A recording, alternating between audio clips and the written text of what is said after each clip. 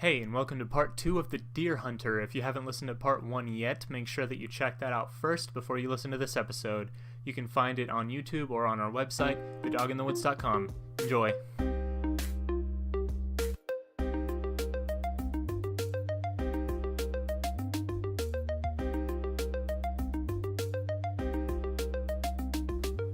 So let's talk some more about the controversy itself. This is a quote from Peter Arnett, who was a Vietnam reporter during the war and then wrote some stuff about this movie. He said, "It is unnerving to sit in a movie theater in the United States in the last year of the 1970s and hear young audiences for whom the war is an all but forgotten memory roar their approval as De Niro kills his Vietnamese tormentors." So it was one of those things that was starting to fade from American memory as an actual experience and more of a historical thing, kind of like how 9/11 is doing now, because like people in high school were not alive when it happened. So it was that kind of situation.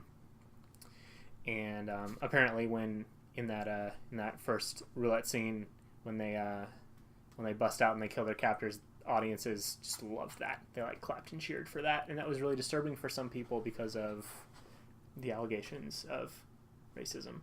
This was, I think, the quote I was looking for earlier, or not the quote, but the note that I have, that some felt the movie was exonerating the U.S. of any responsibility for the war and only depicted its suffering at the hands of the Vietnamese. So sort of this, look what the Vietnamese did to us kind of thing. Yeah. Which is not to discount the experience of American soldiers, but there's obviously two sides to that. But I think it historically establishes that, at least to Hollywood, the Vietnam War was not a popular war for the people in Hollywood, it seems. Because, I mean, it seems like if this movie had anything, even like a little bit, like pro-American involvement in Vietnam, they really lashed out against that.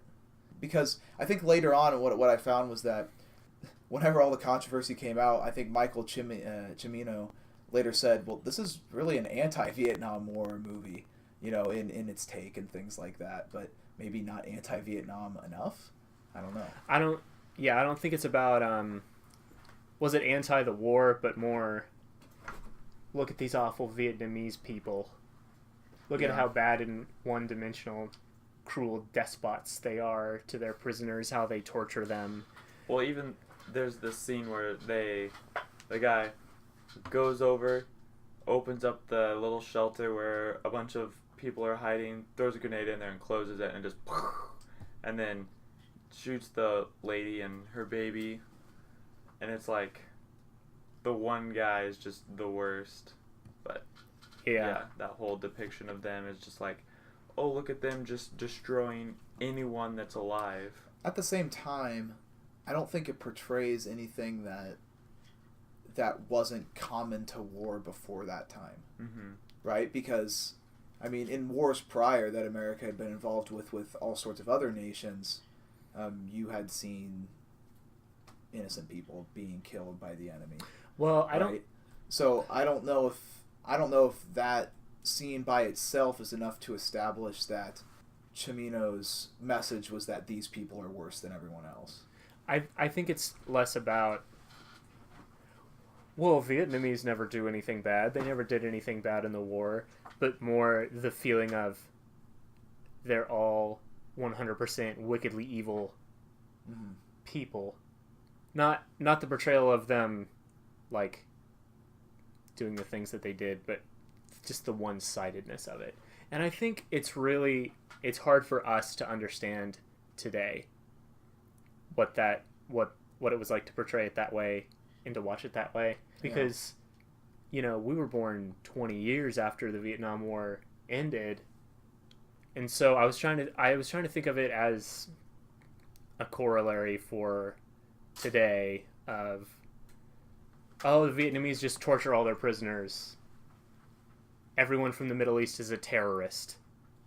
Yeah. If you made a movie today that was really stereotypical of Muslims or people from the Middle East all being terrorists, you would be criticized for that, and justifiably so. But to be fair, the the people that are doing the torturing among the Vietnamese, it's highly contextual. These guys are soldiers in the Viet Cong in a POW camp. I think there's a difference between showing violence through those people and just showing violence in a movie committed by just any Vietnamese person. Yeah. Right? Yeah. So I mean it was a war movie, right? And so this was pretty much combat, right? So I don't think if you were to see a similar scene of violence committed by Americans in an American war movie or by Germans in a World War II movie or something like that, you wouldn't think the movie is saying something about all Germans, right? That's a war scenario. Yeah, and like I said, I think it's hard to understand today because, like, I have no problem going to my friends in 2017 or 2018, which is when this will come out, but and saying, hey, you should watch The Deer Hunter, it's a great movie. Because racism against Vietnamese people is not really a hot button issue right now. No. And I think it was just the fact that it was made so soon afterwards. Mm-hmm. And, you know, even so, I think it's important if you're gonna watch this movie and appreciate it to understand, you know, at least be able to appreciate why that's a conflict or a controversy. I have a couple of quotes here from a guy named Mark Fraser. First of all, about the movie at large. He says, regardless of its sweeping ambitions or tragic pretensions, The Deer Hunter must ultimately be recognized for what it truly is, an adult fairy tale, one in which historical integrity is sacrificed in the pursuit of overblown profundity and simplistic melodrama. So, I don't know, I sent you guys this article, I don't know if you read it, but this guy did not like this movie. This is a movie from an article from this year or last year. And then he also says, within this framework, Cimino establishes a rather tenuous scenario where simplistic convenience and unashamed audience manipulation are dramatic norms, a world where the complexities of history are sacrificed in pursuit of a cleaner, mythologized, and more ethnically pure version of the past. So basically saying Cimino's twisting history however he wants to serve his own dramatic purposes, and then saying, and it doesn't even work that well. It's overdone, which I disagree with, but that's his take on the movie. Cimino denied everything, of course. He said the war is really incidental to the development of the characters and their story. It's part of their lives and just that, nothing more. I have no interest in making a Vietnam film, no interest in making a direct political statement. I really wanted to make a film about these kinds of people. Like most ordinary people, they can be quite extraordinary in the face of crises. So the war is simply a means of testing their courage and willpower, but it could just as easily have been the Civil War or any war. Which, I don't think he's wrong about that, but also, I think makes me ask, then why did you pick the most recent and most controversial war? Right. Like, you specifically changed your script to that. Right. Well, maybe he saw a problem with, like, what we mentioned before, how, you know, a lot of people thought that Vietnam War veterans should feel guilty, right? And maybe his point was that there is extraordinary people that were in this war and that they ought to be treated as people and not one-dimensionally, like what the culture maybe at the time was trying to thrust upon them. But I don't think. Well, first of all, I don't really think that's what it's about.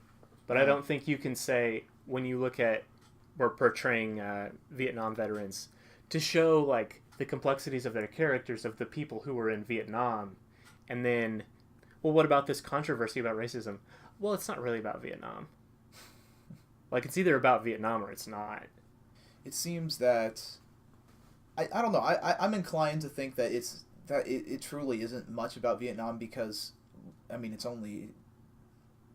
there's actual combat for like 15 minutes. Yeah, and I'm inclined to agree. Right. So I think, I mean, like we said before, the dang wedding scene is 51 minutes long. Yeah.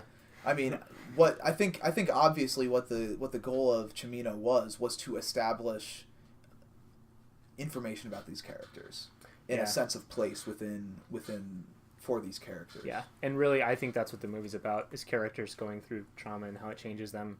And Vietnam was the trauma that they picked. Mm-hmm. Just happened to be.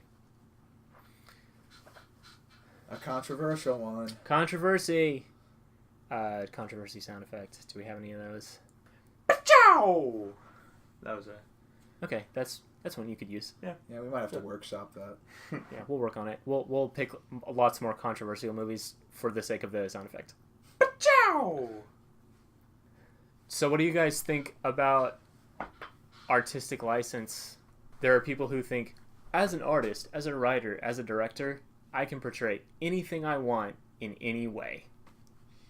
I would say yes. As an artist, you have that right. Now, that doesn't mean that you're free from whatever criticisms that come along with how you chose to change the past, right? Because it goes back to the controversy of the Oscars, right? If you change it in such a way to make the Americans look good all the time and the Vietnamese people look bad all the time, then yeah, you can make that change, but you're going to be liable for some criticism. Right. And at that point, are you being an artist or are you making propaganda?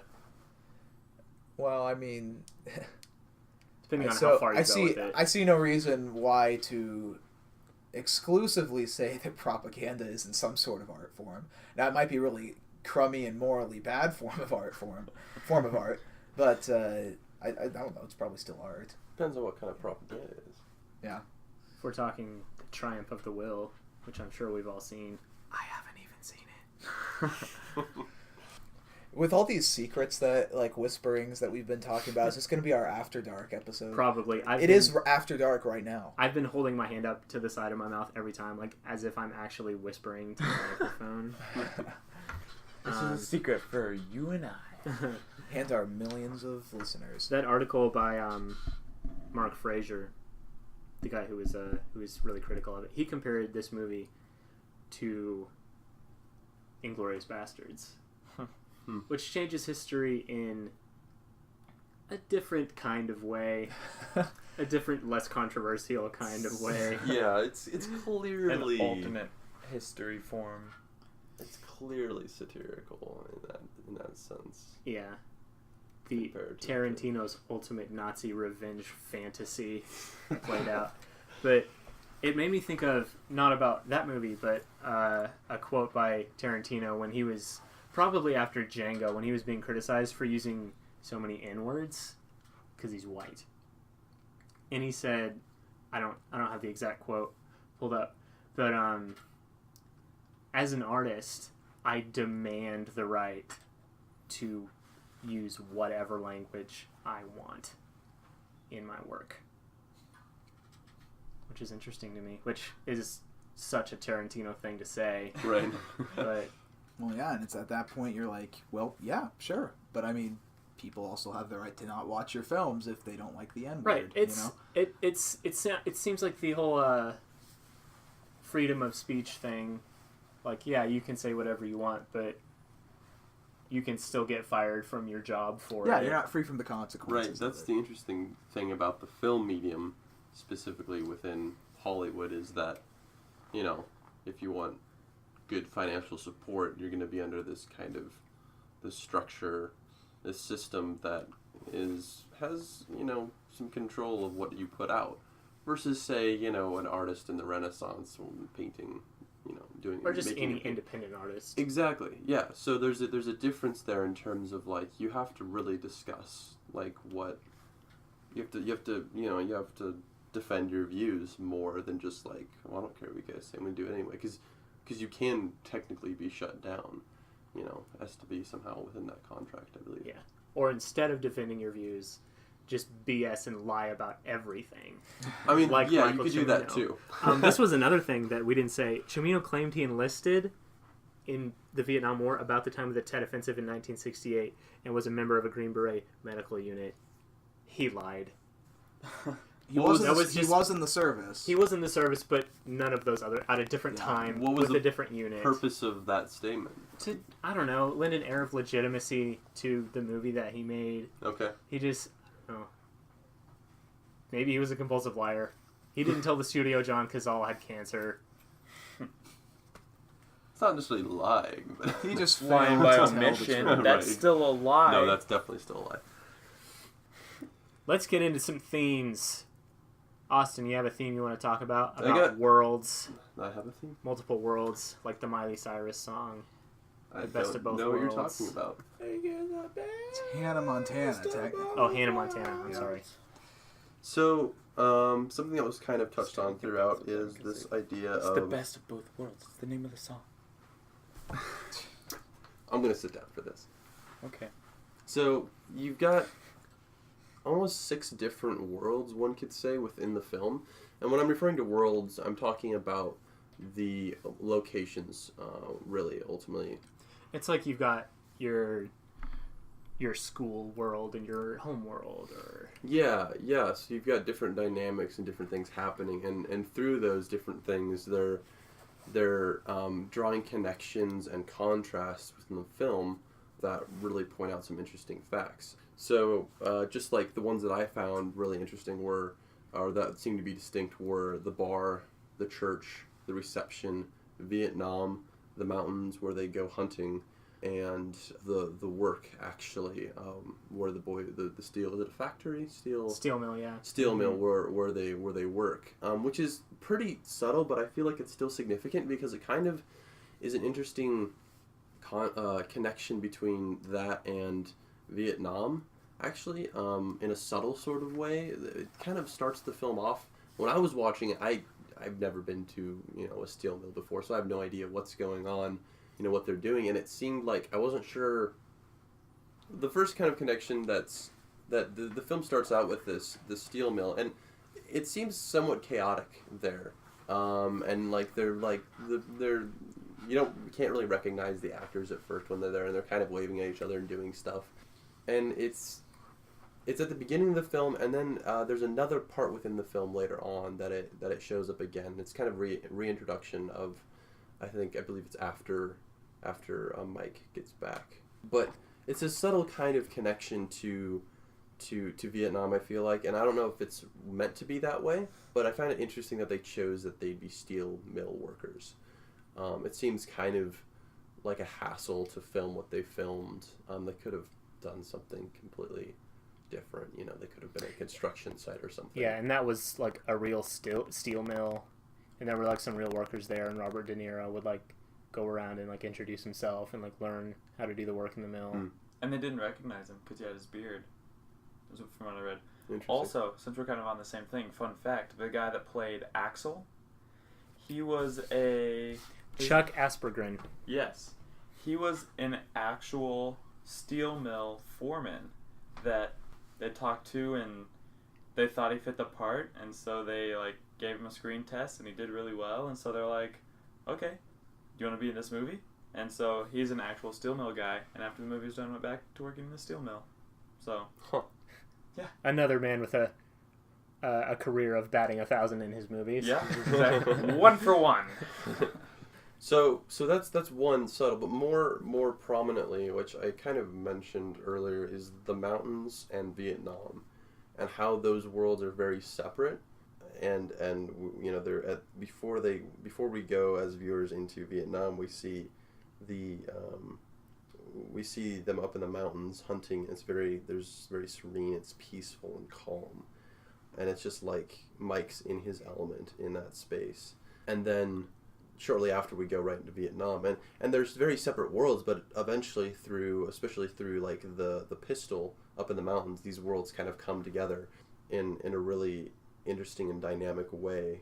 And I think without that, there's like setting those up that way really creates an effective visual story, like way of telling that story of Mike. That's come into his world, his most the most sacred part of his world, and he just can't get away from the effects of the Vietnam War and what happened there with him. A couple others just to briefly mention. The church, I feel like plays an effect of kind of with the choral music, kind of connecting the mountains to the church, and therefore kind of drawing that illustration of kind of the mountains being that sacred place for Mike. And it's not necessary, but I think it kind of heightens that effect. The bar being this place of camaraderie and joy for the guys, which in the end of the film they're back at the bar, and it's just a completely different dynamic. So there's that contrast there. And finally, the reception as well kind of emphasizes that camaraderie and kind of rowdiness that the boys have with each other in that group.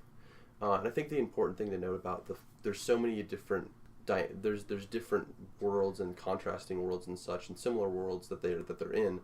And I think the fact that the movie is 3 hours long is it's because there's so many of these different places, and you need that time, like Daniel said earlier, to draw the audience in and to become a part of that, so that in the final moments of the film you are there with the characters and you're feeling that sense of loss and such. Without that, I think it's just wouldn't be as effective. You talk about how his Vietnam experience has entered into the mountains, that world. I think there's also an interaction between Vietnam and just Clairton, their hometown. Yeah. Because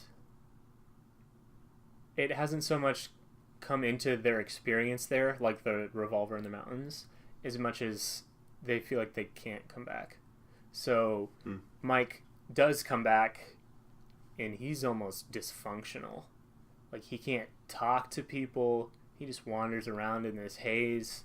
Steve, who has lost his legs, he ends up in this VA hospital and just stays there. He's like, I don't want to go home. I just want to stay here. Yeah, it's a completely different reaction to not wanting to go back. Yeah, and Nick doesn't even go back to America.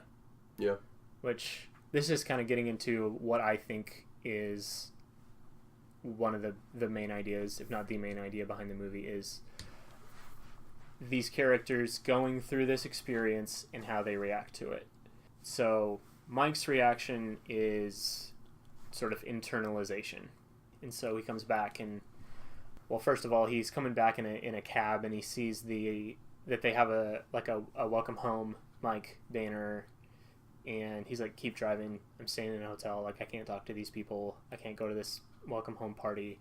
And then he has these conversations with Linda, and they're like trying to have some kind of romantic relationship, and he has all these inhibitions about it just because he can't connect with people. Stevie's reaction is to just hide in the VA hospital, which those are really sad places. You know, they try to make them nice, but it's a lot of, you know, when you put a lot of people together who are broken mentally and physically, it's just going to be a real downer of a place to be. And like, they can't even figure out where he is. And Mike eventually gets the phone number and he calls him, and Stevie says, like, it's great here, you know? And he says, I'm trying to remember what he says. I think he says, is it they have bowling? I think that's what... Yeah, bowling, and there was one other thing that they had. Yeah, something to do with basketball. Yeah, basketball, yeah. Because we've just seen him playing bingo. Mm-hmm. And then he's like, they have basketball. And it's like, but Stevie, you don't have legs. Right. And so right. it's almost this denial Yeah. that anything has changed. Yeah, and the interesting thing to note is this: the phone conversation ends because Stevie kind of lies about that he has to go because of curfew, when in fact we can see as the audience that he can't come back in contact with people he was with in Vietnam. Like, he just can't go back into that world, and it's like, you know, he's like tearing up and such, and has to go, kind of a thing. I mean, would you agree with that? Is that a fair statement? Yeah.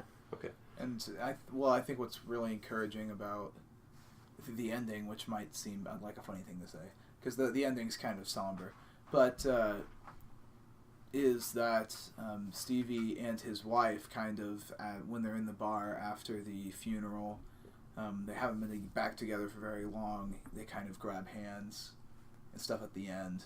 So it seems like maybe that intimacy is starting to get restored. Fun fact about the three characters. So in one of the first early drafts of the script, the main character's name was Merle, and Merle was going to go through like all three of these phases, but they decided to split it up into three distinct characters, which became obviously Mike, Stevie, and Nick.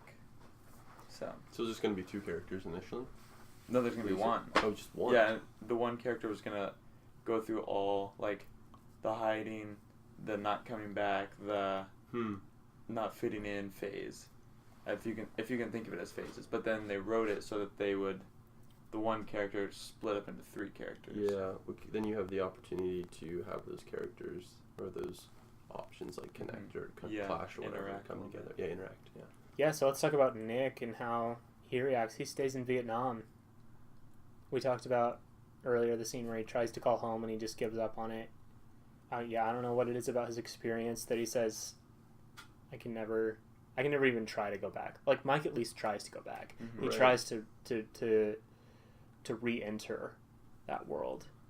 It's quite vague, honestly. I mean, the last thing we kind of see in terms of vulnerability of the character is this, whether a choice or not, is this kind of mumbling, this stuttering, this crying in the hospital, and then, he goes, and he does. After that, he goes to call. Right? Is that the next thing that happens? I think so. Yeah, and you talked about how he can't remember his parents' birthdays, which maybe that's the moment when, maybe it's that he just feels like home is slipping away from him. Yeah. Too much for him to ever come back, because even when Mike goes to find him at the end of the movie, he acts like he doesn't even know who he is. He doesn't remember. Until right at the end, and he's like, "Oh, 1 shot," and he was like, "Yeah, just 1 shot. It only takes 1 shot." And then he was like, "Oh yeah, I remember that, and everything else I've been through." And then he finished the Russian roulette game. Maybe it's less forgetting and more denial. Yeah. It's at some point enough has slipped away from him that he starts shutting it away voluntarily.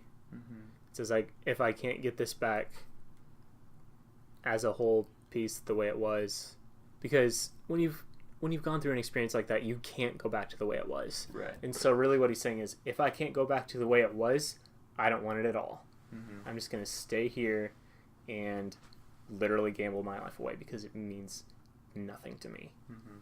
Pretty heavy stuff, especially on Nick's side. Yeah. And I don't even know if things like that even like have happened psychologically speaking, where you couple someone just kind of going rogue on their own with really pretty much forgetting completely who they are after traumatic experiences. And so I mean, it doesn't seem like Cimino really was a background information research type of guy. So who knows if that part's even accurate either. But you have some thoughts on symbolism, Austin? Yeah, so the thing that really kind of stuck out to me during the film, one of the first things was just this idea of visual symbolism within the movie. And just to give some examples, some of these are just like, maybe it means something, but probably not. And some of them are like, definitely mean something. But like the pistol, for example, the deer mantle, the drops of wine on the dress, the elephants, specifically the wooden carved elements in Vietnam, the rustle in the hospital. Somebody drops something in the hospital, and that sets Mike off.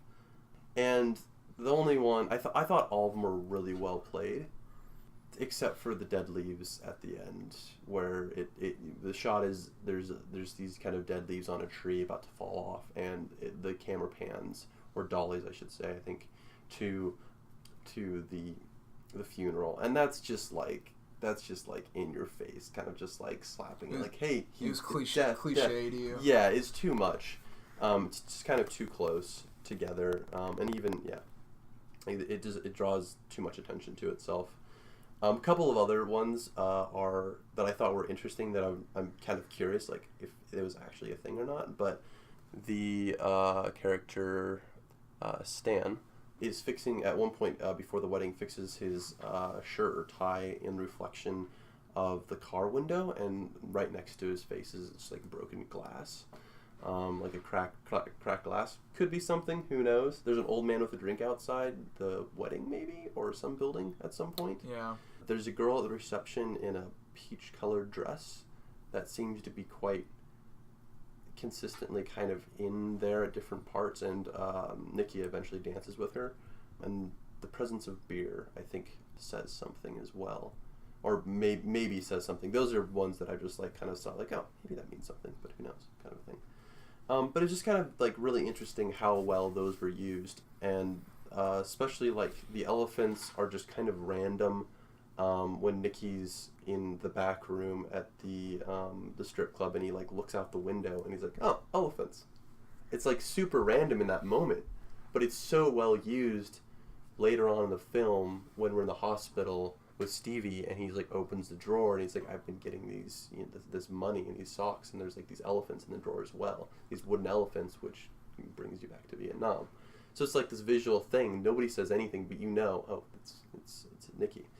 And maybe, I mean, this might be a stretch, but you know, they say about elephants that they never forget things, right? Elephants are known for their memory, and so I mean, you think about it that Nick is away in these roulette circles, and he's pretty much losing any kind of memory of who he is, but yet he's sending things back to Stevie. He must remember something. Yeah, right, exactly. So maybe maybe the elephants are like what we talked about before, some sort of symbol of that there is enough of Nick left to salvage, but it's just that his willingness is not there to return to it. Like what you said before, right. Zach, you know, if he can't have it back the way that it was, he doesn't want it at all. But maybe he feels conflicted or guilty about that, which is why he's sending money. Yeah. Yeah, so if you, when and if you see the movie, I challenge you to maybe look for these, but also look for more and see if you can draw kind of lines to kind of what they mean or what they might be alluding to. And it's a really good film or visual storytelling device that I feel like in this film there was a lot of it done well, and specifically because the connections aren't, except for the last one with the leaves, they're not drawn right next to each other. They're there at one moment and then later on they reappear in a non-intrusive way. They draw just enough attention to those things to give you kind of a clue, but not enough where it's like, well, that was weird kind of a thing. But yeah, it's a really, really well done aspect of the film in terms of writing. All right, so those are some of the themes. It's a complicated movie. It's a dense movie. Let's move on to criticism. I have some criticisms. Other than is it a racist movie? Because we talked about that for like 30 minutes. Other criticisms. My main one is Meryl Streep's character. Not Meryl Streep, the stock vanilla character that the writers made. Notice how we've barely talked about her the whole time. Right. They actually, so as much as she was in the film, she was originally in there less, and after they cast her for the role, they had her write her own lines to give her something to do, because she was What? Yeah, like she was barely in the movie, and they're like, oh, in these scenes you can like write some things that you're gonna say. So can we, if that's true, can we really say that the character is bland without also saying that Meryl Streep is bland? I think we can say Meryl Streep isn't a screenwriter. Yeah. Yeah, blandness I don't think has to do with anything with it. I think it has to do Well, she wrote her own lines, right? Right, So she made a bland character. No, But they're like, you're in this scene, that's not are what you she's- gonna say anything? And then they'd point the camera at her for a little bit, Yeah. and then like, okay, Right. now back to... But I think it's Niro. important to say that she's maybe not bland. It's that she's not skilled in a certain area, like Zach said. She's Or she an didn't have- actor. She's not a She didn't have screenwriter. anything to work with. Yeah, she didn't have That the too. opportunity It's to like, what really do else anything. really was there for her character to do besides be there? Which maybe, yeah, if they had just left it the way it was, my criticism would be there's not really any women in this movie because she's like a minor character. Mm-hmm. But as it is, it's like she's kind of in this no man's land behind being a minor character and an actual Background character who matters. Mm-hmm. Right, it's kind of weird. It was interesting to me when I saw that she was nominated for Best Supporting Actress. Yeah. And I was like, really? Because like she didn't really do that much, and like she was good in what she was in, but like she didn't do anything. Right. Sorry, go ahead. She feels like her main purpose is a foil for Mike to have a person to interact with to show that he's bad at interacting with people. Yeah. When he gets back. Like, that's why she's there. And also this weird kind of, like, love interest of Nikki and Mike, and, like, this physical representation of home, maybe, as well. Yeah. Right? But it's just kind of a weird, like, subtle, like, there's a love interest. She still needs to be, like, a fully formed person, though. Right, exactly. So it's like, you could, in a way, if it was just like a representation of home, you could have had them pull out a picture of like the skyline of their home rather than a picture of her and their wallet, you know? Yeah. In a way, right? But I think you're alluding and saying that there's more to it than that, which I would agree. Yeah. So, that's my main criticism. So, way to go, sexist Hollywood screenwriters. And also, just mostly Michael Cimino. Like, good job on making a great movie. Bad job on every other aspect of your life. Oh, okay. So, small sidebar to the criticism. Just to poke more fun at Michael Cimino. He made 5 more movies after this. They were all box office bombs. And the very next movie that he made, this is my favorite. This is the fact of the episode. It's called Heaven's Gate. It was a Western. The tagline on the poster is this: "The only thing greater than their passion for America was their passion for each other." You sent me a snap of that movie. Yeah, poster I did. Wait, is this... Who? I don't remember who's in a it. long time ago. I'm gonna look this up. $44 million budget, $3.5 million box office. Oh my god, that's painful to hear. That's So yeah, he that's had real like triple the budget of The Deer Hunter. Yeah. Oh my You gosh. said Heaven's Gate? Yes, which is also the name of a cult. Yeah, that's what I'm getting right now. Oh, yeah. bad. Maybe add movie to the end of your search Movie. there. Perfect. Okay, yeah, that's pretty... Just look up the poster right now if you have any interest in If this. you're at home, look up the In this- poster in because this it's slight Add the word deviation. movie to your You'll... search. yeah, or you'll get something that says like "please join." Or cult, yeah. Yeah, but it won't say cult because they probably don't acknowledge that it's a cult. No. I don't know. I'm not. This isn't really a cult podcast, except that we could have have a cult episode though. We could. There's probably a movie. Well, The Master. Paul Thomas Anderson's The Master. Future episode. So, in terms of the director, Yes. where are we going with this? That was just some Yeah. some fun facts. Oh, okay, cool. My other criticism is this is a small thing, but at the very end, when De Niro raises his glass and he says, "To Nick," Oh, and they all go, "To Nick." Freeze frame! And I was like, dang it. is this a sitcom? This is as far Right. the opposite of the thing that would be appropriate for a freeze frame ending as you can get. But also just like that, and also just the fact that like in that moment, it just felt weird to do the toast.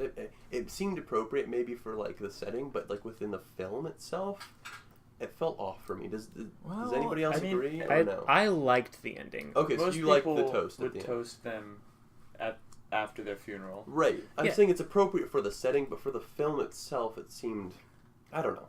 It's their moment. There was the scene where they get to the top of the mountain before Vietnam and they realize, oh, we forgot to toast the bride and groom, and then they actually do that while sitting on the car. That maybe is it, but it's also the fact of the kind of symbolism that beer plays within the whole show.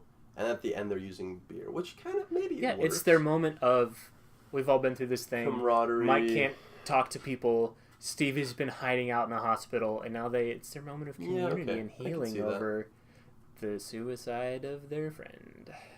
Right. Okay. Fair enough. Yeah, I liked it.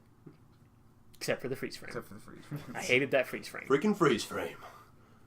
Almost as bad as... Have you guys seen Thelma and Louise? No. Oh, man. Severe editing stumble at the very end of that movie. that is preserved for millions to see. Yeah, not a freeze frame, but a fade to white. But that's a whole different thing. Whole different topic. Do you guys have any criticisms? You didn't like the toast, apparently. It felt awkward, but I think I know why I felt that way when I watched it. I don't know about criticism. It's just There was, like I said, there was a lot of long takes, and like some of them it was like, oh, this is just like the way that it is. But there was some that was like, if this were a comedy movie, they would be playing this to like, look how awkwardly long they're standing here, waiting for this car to back up so they can get back in the car on the road. Like, but that was a funny moment. It was a funny moment, but like, it also transitions into for something example, that's what. Well, an and example. Okay. also, yeah, for me it's difficult to, especially towards the first half of the movie, it's difficult to differentiate between stuff that could be trimmed and that was just simply too long. But then, at what point do you really lose what was good about this movie, which was the establishing of a home, right? Of a sense of community that even the viewer gets to buy into. So like the question becomes, could you have cut a lot, or how much could you have cut out of the wedding and VFW scene and things like that without compromising that sort of effect that the movie brought? Yeah. Yeah. And I think for that sure. one of the things about having those long scenes of kind of everyday things or the lives of everyday people is it lends an air of realism to it. Yeah. Which becomes a problem when you make up things that weren't in history, and then Michael Cimino says, "Oh, it's a surrealistic movie." It's not. Yeah, it's It's pretty. just not. Yeah, but but I mean, you could also argue it's storytelling. It's fictional. The whole narrative is fictional. These characters aren't real. I just want Cimino to own it. Yeah, right. Or what if that? Right. What if that was Well, I the think whole there's- point, right? yeah. Like, what if, what if the scenes that are at home are ultra realistic, but the things with Vietnam are more fairy tale ish because maybe the point is that this traumatic event really put a dagger in these characters' timelines that was artificial, that wasn't meant to be there, right? It was an interruption into who they were and their lives they were trying to build. And so, I don't know, maybe that was the point? I don't know. It's all in how you view the movie, Yeah, and artistic for sure. license, and whether history matters to you in art or not. Yeah. All right, any final thoughts? I think it's a movie for sure because of its length. It's a movie for sure. It's long enough to be in the movie, that's for sure. It's, No, it's a movie that, because of its length and also because of, what it's doing within that length, is a movie that you have to be ready to sit down for and watch and really get into. Yeah. It's not like Duck Soup by any means, in the sense that you can just be entertained and sit through and entertained. You have to invest yourself in it. It's not a movie you should watch on your birthday. Yeah. Or That too. no, yeah. You have to be ready to be melancholy afterwards. Yes, Yeah. that definitely was my initial takeaway from it. I was like, oh man. Which I think lends itself to being a great work of art, honestly. Yeah. And I think in spite of all the things that I've said about Michael Cimino, I think it is a great movie. It's one of the better movies I've ever seen, honestly. Yeah.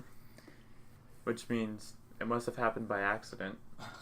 That's Because he true. obviously had no idea what he was doing. No, I'm not saying he was a bad director. Or maybe he really did steal the script from that guy. Yeah. Although, then again, a lot of things we're talking about go beyond the script Yeah. Yeah. Right. to things that he would have controlled.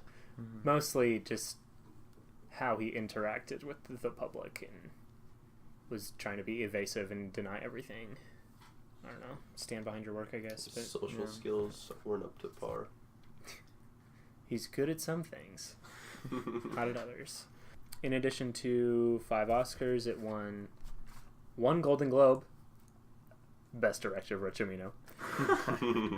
And in 1996, it was put in the Library of Congress. So there you go. Nice. The Deer Hunter. What a movie. Mm-hmm. What a movie. It's a ride. All right, if that's all we got, there's only one more thing to be done. Oh, I know what that is. What is that, Tanner? It's the joke of the week. All right, guys, I have a joke of the week. All right, let's I hear it. almost feel insensitive telling a joke after that discussion, but No? we need it. You know, Yeah, we need yeah, it. we- yeah, exactly. We deserve this joke. We need this. All right, so policeman knocks on a guy's door. He says, "I'm sorry, but it looks like your girlfriend got hit by a truck." And the guy says, "Well, yeah, but she's got a great personality." Man.